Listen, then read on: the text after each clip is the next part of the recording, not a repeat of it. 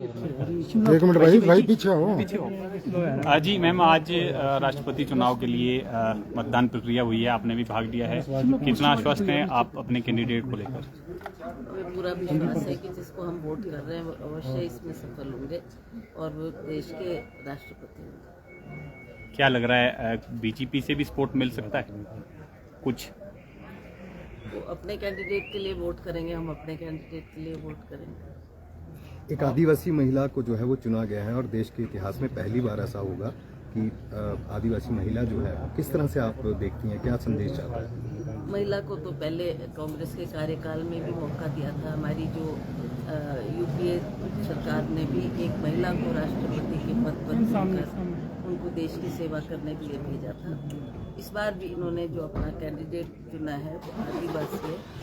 हम उसका स्वागत करते हैं कि ठीक है, वो राष्ट्रपति पद के लिए उनको उन्होंने चयनित किया है। आगे देखते हैं कौन इसमें सफल होता है। कांग्रेस के पास संख्या बल जो विपक्ष के प्रत्याशी है, संख्या बल कम है, फिर भी किस तरह से उम्मीद आपको है कि क्यों जो है आपके प्रत्याशी को? ठीक है, वो तो हम भी समझ रहे हैं कि हमारे पास इतने आंकड़े नहीं है जितने विपक्ष के पास है। फिर भी हम आश्वस्त है कि हमारे जो कैंडिडेट है उनका क्या इतिहास रहा और क्या सेवाएं रही देश के प्रति, उसको देखते हुए भी लोग अवश्य समर्थन करेंगे। और जो इस पद के लिए उनको चयनित किया वो इन्हीं बातों को ध्यान में रखते हुए। मैम, सभी पद के लिए भी जो है मार्गरेट अल्बर्ट को जो है प्रत्याशी बनाया गया है विपक्ष की तरफ से। उसमें भी एक महिला को आगे आने का मौका मिला है। कैमरा फेस में तो उनको भी हम आगे को देखो मैम। मॉनसून सेशन शुरू हुआ है आज से जी। विक्रमादित्य जी मुझे लग रहा है इसलिए आ जाओ आप।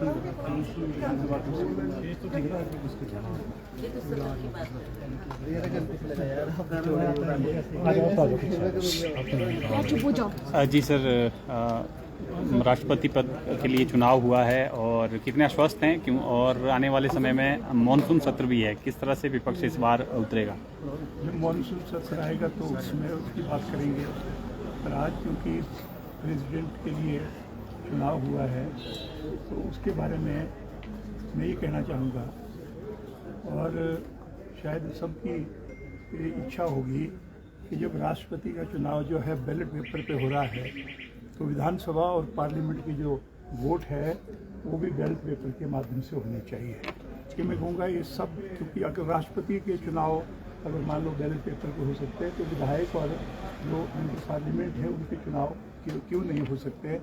एक तो मैं कहना चाहूँगा कि राष्ट्रपति के जो चुनाव है उससे जो है ये बात जो सबके सामने आई है और लोग ये चाह रहे हैं कि जो चुनाव होंगे विधानसभा के और पार्लियामेंट के वो जो है वो बैलेट के माध्यम से होने चाहिए। दूसरे मैं कहना चाहूँगा कि यशवंत जी हमारे भारतीय जनता पार्टी से आए थे और उनको भी पक्ष ने अपना जो है कैंडिडेट दिया है। मैं आपसे ये कहना चाहूँगा कि देयर इज़ एवरी पॉसिबिलिटी, क्योंकि उनकी जड़ें जो है भारतीय जनता पार्टी में भी अपने ढंग की जड़ें थी। तो आज जब चुनाव आएंगे तो आप देखेंगे कि क्रॉस वोटिंग होकर भारतीय जनता पार्टी से उनके हक में जाएगी। सर, आपने कहा उम्मीद है सर, ईवीएम पे क्यों विश्वास नहीं है कांग्रेस को? अब एक आदमी बोलेगा तो मैं आपने बैलेट पेपर की बात की, ईवीएम पे क्यों विश्वास नहीं है? नहीं बोलना नहीं, मैंने तो अगर ईवीएम में विश्वास नहीं है तो राष्ट्रपति के चुनाव में क्यों नहीं करा दिया उन्होंने? नहीं, आप तकनीक के खिलाफ बोल रहे हैं ना। ईवीएम तो टेक्नोलॉजी है आज की। टेक्नोलॉजी कौन सी टेक्नोलॉजी है? आपके अकाउंट के पैसे उसमें तो वोट का है ना, इसमें वोट कम में निकल रहे हैं। इंसान की बनाई हुई चीजें हैं ये पीछे को जाना, और इसमें लोग चंद्रमा तक पहुंच रहे हैं। मैं ये कहना चाहूँगा एवरीथिंग इज पॉसिबल। और अगर मान लो देखा जाए राष्ट्रपति के चुनाव में अगर मान लो बैलेट पेपर से हुए हैं तो मांग हमारी ये है कि स्पष्ट है भारतीय जनता पार्टी की सरकार है तो उनको विधानसभा और पार्लियामेंट के चुनाव भी बैलेट पेपर पे क्यों करवाना चाहिए?